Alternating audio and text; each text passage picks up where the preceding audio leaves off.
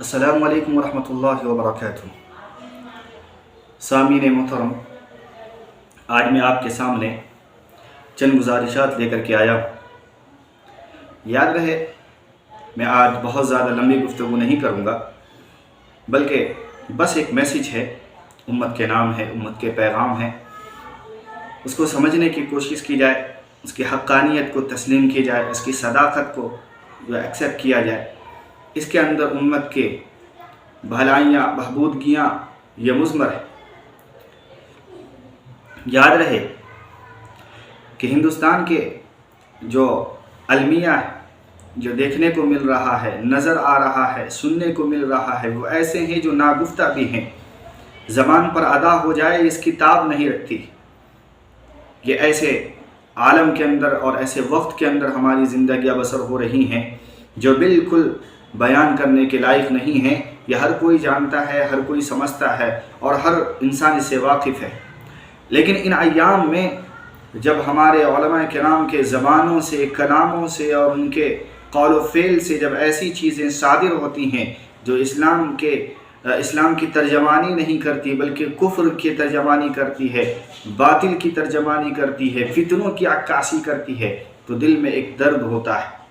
ایک کڑھن ہوتی ہے کہ امت کا شیرازہ کس طرح بکھر رہا ہے۔ بلکہ علماء کرام کی شان تو یہ ہونی چاہیے کہ علماء کرام دین کے ستون بنے، دین کے علمبردار بنے، دین کے حقانیت کے علمبردار بنے اور اسی طریقے سے دین کے پہرے دار بنے، سنت کے وفادار بنے۔ لیکن عالم اور المیہ یہ ہے کہ ہمارے علماء کرام کو جس طریقے سے خریدنے کی بات چل رہی ہے، بک رہے ہیں، یہاں وہاں افراتفری کا ماحول گرم ہے، یہ بیان کے لائق نہیں ہے۔ یہ تمہید تھی۔ میں آپ کے سامنے، جیسے کہ ابھی سوشل میڈیا کے اندر چل رہا ہے، آپ دیکھ رہے ہیں، حضرت مولانا بڑے مقبول ہیں، حضرت مولانا سلمان ندوی بڑے مشہور عالم دین ہیں، میں ان کی عزت کرتا ہوں، احترام کرتا ہوں، لیکن کچھ باتیں ایسی ہیں جو میرے خیال سے وہاں تک پہنچانا اور ان تک جو ہے اپنی باتوں کو پہنچانا یہ میں بہت ضروری سمجھتا ہوں۔ وجہ اس کی یہ ہے کہ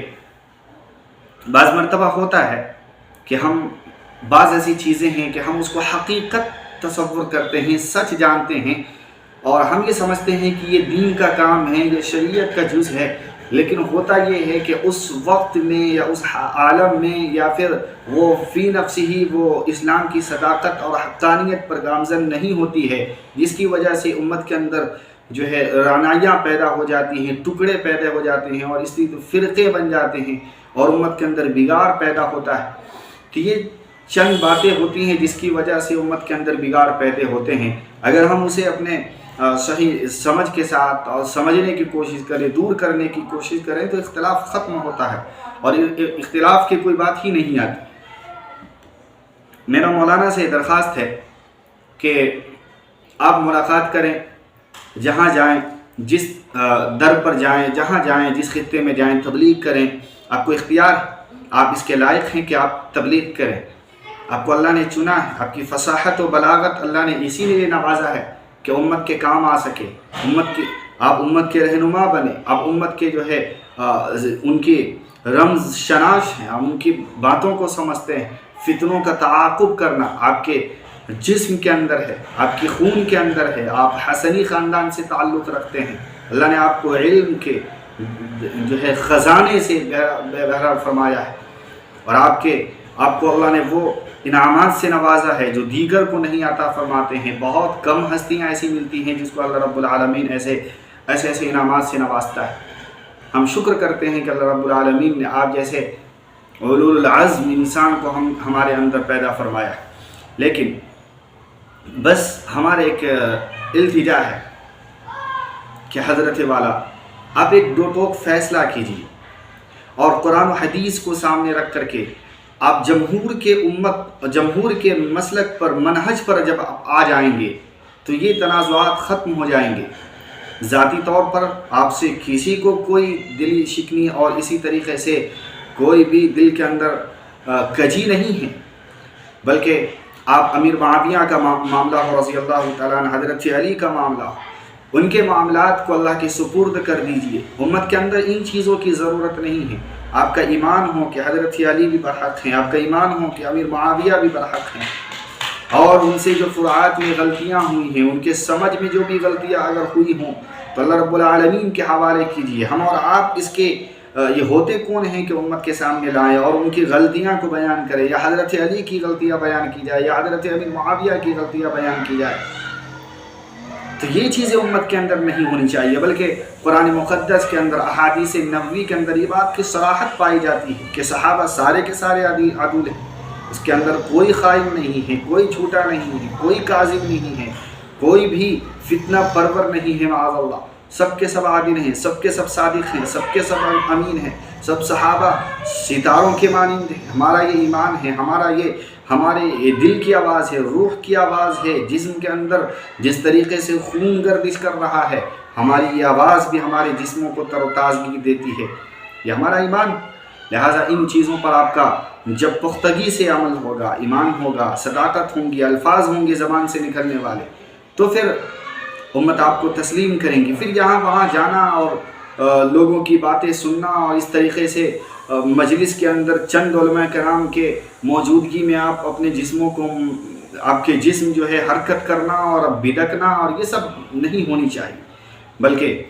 آپ کے اللہ رب العالمین نے جو دلائل کے انبار رکھے ہیں، آپ امت کے سامنے بیٹھیے، بات کیجیے۔ اس طریقے سے چند علماء کرام کے سامنے آوازیں بلند کرنا، بھاگنا، یہ کون سی یہ جو ہے شرافت کی بات ہے، سمجھنے کی بات ہے۔ چہار دیواری کے اندر آپ کی وہ سبحان روح آواز جو کانوں سے ٹکرا رہی تھی، ہمیں مایوس کر رہی تھی، بلکہ آپ کو چاہیے تھا کہ ان علماء کرام کی باتوں کی دلائل کے طور پر ان کو سمجھاتے، احادیث پیش کرتے، اگر آپ اپنے دعوے میں صادق ہیں۔ لہٰذا ہم نے وہ چیز نہیں دیکھی۔ جہاں تک تبلیغ کا معاملہ ہے، آپ جس بھی در پہ جائیے، قادیانی سے ملاقات کیجیے، روافظ سے ملاقات کیجیے، جس سے بھی ملاقات کیجیے، ہندوازم سے ملاقات کیجیے، یہود و نصارہ سے ملاقات کیجیے، اللہ کا پیغام کو پہنچائیے، یہ آپ کو اختیار، کتاب اللہ کے احکامات ان کو پہنچائیے، یہ آپ کو اختیار۔ یہ کس نے کہا ہے کہ ہم جو ہے قادیانی کے پاس جا کر کے بیٹھ نہیں سکتے ہیں اللہ کی بات کو لے کر کے، ہم ان کو تبلیغ نہیں کر سکتے ہیں؟ اس کی تو کسی نے روک تھام نہیں کی ہے، شریعت نے اس کی اجازت دی، لیکن ہاں وہ بیٹھنا بھی دین کے نسبت سے ہو، یہ ساری چیزیں۔ لیکن ایک بات ضرور ہے کہ جس بات پر آپ اٹھ رہے ہیں اس کے پاس آپ کے پاس دلائل ہونا چاہیے، جمہور آپ کے ہاتھ ساتھ ہونی چاہیے، ورنہ کیا ہے کہ امت کے شیرازے بکھرتے ہیں۔ آپ خود تصور کر سکتے ہیں کہ آپ کہتے ہیں کہ ہم وحدت امہ کو لے کر کے، امت کی وحدت کو لے کر کے اٹھے ہیں، ہم یہ پیغام دینا چاہتے ہیں کہ دھرم صرف ایک ہونا چاہیے، اتحاد کی بات کرتے ہیں، لیکن اتحاد آپ کے عمل سے ٹوٹ رہا ہے۔ آپ ایک صحابی کو عادل مانتے ہیں، دوسرے صحابی کو شاطی کہتے ہیں، طاغی کہتے ہیں، باغی کہتے ہیں، یہ کیا طرز ہے؟ اس سے امت کا شیرازہ بکھرتا ہے۔ تو یہ وہ باتیں ہیں جو آپ نہیں کہنی چاہیے۔ آپ کے اندر سمجھ کی اللہ نے اعلیٰ پیمانے پر صلاحیت سے نواز رکھا ہے، آپ خود سمجھتے ہیں، لہٰذا سمجھنے کی کوشش کیجیے، امت کے ساتھ رہیے، اتحاد کے ساتھ رہیے، جمہور کے ساتھ رہیے، اور امت میں جب آپ اتحاد کو لے کر کے اٹھے ہیں تو اپنی ذاتی زندگی سے اتحاد پیدا کیجیے۔ آپ علماء سے کٹے ہوئے ہیں، علماء آپ کے ساتھ نہیں ہیں، تو یہ چیزیں نہیں ہونی چاہیے۔ آپ اگر قادیانی کے ذیلی تنظیموں کو جوڑ رہے ہیں، بڑی تنظیموں کو جوڑ رہے ہیں، شیعیت کے جو ہے ممبر و محراب پر گرج کر تقریر کر رہے ہیں اور انہیں اپنی طرف مدعو کرنا چاہتے ہیں، تو سب سے پہلا قدم آپ کا یہ ہونا چاہیے کہ آپ کے جو علماء ہیں، آپ کے جو رہنما ہیں، آپ کے جو ماتحت ہیں، آپ کے جو سر کے اوپر ہیں، آپ ان کو اپنے پاس رکھیے، ان کے ساتھ اٹھیے بیٹھیے، ان کے اندر آپ کی امیج ہو، ان کے اندر آپ کی جو ہے صداقت ہو، اور ان کے اندر آپ کا ایک اثر و رسوخ ہو، وہ آپ کو مانیں، تسلیم کریں، تو یہ بہت اچھی بات ہے۔ لیکن حال یہ ہے، بلکہ یہ المیہ ہیں آپ کے ساتھ، آج چند سالوں سے یہ دیکھا جا رہا ہے کہ جو اہل سنت ہیں وہ آپ سے متنفر ہیں، اور جو اہل حق ہیں وہ آپ سے متنفر ہیں، جو علماء کے مائے ناز ہیں وہ آپ سے متنفر ہیں، اور چند لوگوں کی ٹولی بنا کر کے آپ جو ہے اتحاد کی باتیں کر رہے ہیں۔ یہ اتحاد کی بات ہم کیسے تصور کریں کہ اتحاد، اگر یہ اتحاد کی بات ہے، صداقت کی بات ہے، حقانیت کی بات ہے، تو سب سے پہلے آپ کا حق ہے کہ آپ اپنے ماتحت، آپ اپنے اوپر اپنے سرداروں، اپنے رہبروں، اپنے استادوں کے ساتھ اتحاد پیدا کیجیے، آپ امت سے نہ کٹیں۔ لہٰذا یہ بات ہیں جو تلخ ہوں گی آپ کے نزدیک، یہ تصور کر کے کہ ہم سے چھوٹی عمر کا آپ کو سمجھا رہا ہے یا گفتگو کر رہا ہے، لیکن حقانیت یہی ہے۔ ورنہ کیا ہے کہ جب یہ ساری چیزیں امت کے سامنے آئیں گی تو ہمیں پھر امت کے سامنے جا کر کے بتانا پڑے گا حقیقت کو۔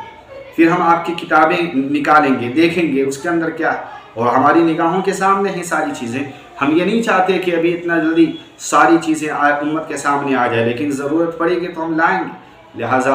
ابھی تو ہم اللہ سے دعا فرماتے ہیں، اللہ رب العالمین جو ہے امت کے اندر اتحاد رکھے اور آپ کو راہ راست پر رکھے، اور اسی طریقے سے امت کے اندر بگاڑ پیدا نہ ہو، اور دل کے اندر جو صحابہ کرام کے بارے میں آپ کی جو کدورتیں ہیں، اللہ رب العالمین صدر شرح فرمائے اور آپ جو ہے اس چیز کو تسلیم کریں، اور صحابہ کرام کے بارے میں اپنی دل کی گندگیوں کو صاف کریں۔ اسی کے اندر آپ کی بھی بھلائی ہے اور ہم سب کی بھلائی ہے۔ وآخر دعوانا الحمدللہ۔